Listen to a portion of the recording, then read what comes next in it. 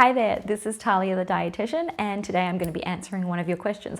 I picked this one because I thought it was an interesting one, more pertaining to an older child, or to a toddler as well. Okay, so I'm going to read you the question and then I'm going to answer it. So the question is there an age you stop giving a fixed menu and ask your child what they want for dinner?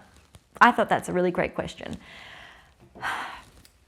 For young children, if there is an option, I would recommend, when you can, give them an option between two things. Maybe three, but probably just two. So for example, I would not recommend you say, would you like vegetables or cheese? If you want there to be a vegetable on the plate, you can give them the option of, would you like broccoli or green beans? Or would you like sweet potato or green beans?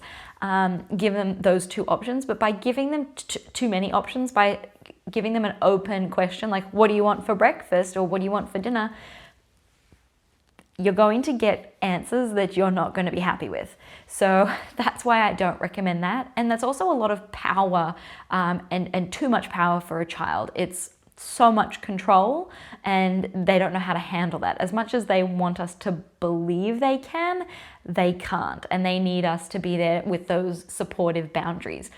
So by giving them the option between two things, so for example, if you have two different kinds of cheese and you want there to be cheese at that meal, would you like the orange cheese or would you like the white cheese, or would you like the cheddar cheese or would you like the Swiss cheese?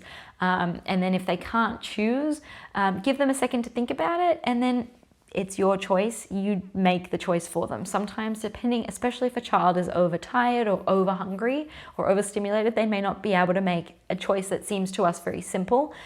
So the most understanding thing you can do is to actually just make the choice for them, even though there will be a meltdown that they wanted the other one or they wanted this color or whatever it was. That's just their way of telling you that they have some feelings that they need to get out, and that's okay. So for an older child, think about it, even if you have a 10-year-old. The rule back in my house was, once I was old enough that I could make an alternative dinner for myself, my mum allowed that.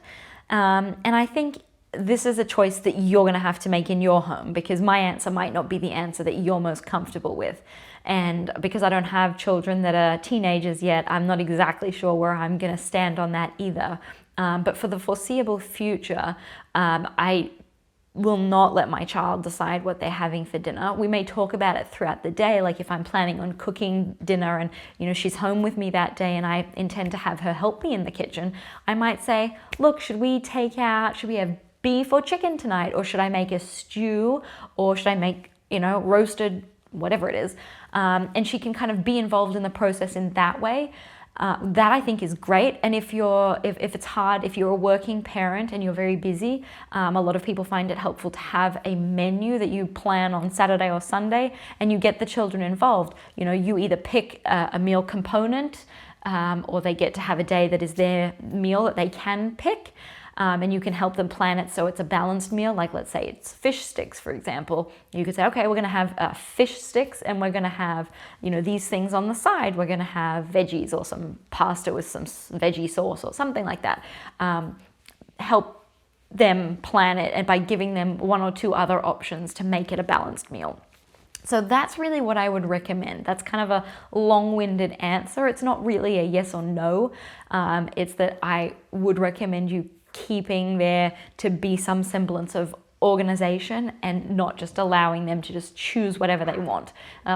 There's one thing that you've probably already learned, that you've got to be very careful about what questions you ask your children, because you might not want to hear the answer. So an example that I gave somebody recently was, instead of saying, will you help me clean up? You've got to say something like, it's time to clean up now. By asking those open-ended questions, we can really get stuck.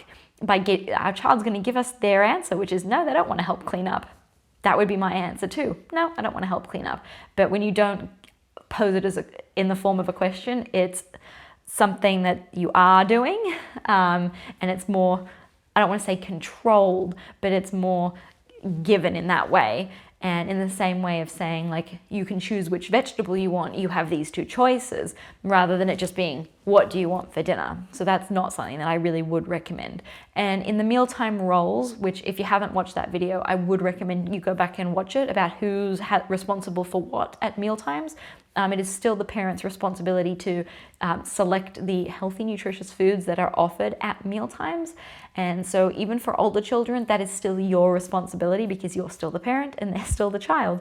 The roles may shift a little bit in that they may be helping you plan the menu, and they may be able to give you suggestions, or if you go out for dinner, you know, it might be their turn to pick something, or you may let them go with whatever they want from the menu. So things may look a little bit different as they get older, but you still want to keep it fairly tight in who's responsible for what, and by giving limited options, but enough options that there's still some autonomy where possible in that. So I really hope you found that video helpful, and if you did find it helpful or you learned something today, I would love if you would subscribe to my channel. I'm going to be answering lots more questions from you guys, and I'll be doing label analyses and talking about other nutrition topics to help you raise a healthy, intuitive eater. So please subscribe, and I will see you in another video. Thank you so much. This is Thalia. I hope that video leaves you confident and inspired to try some new techniques with your kids.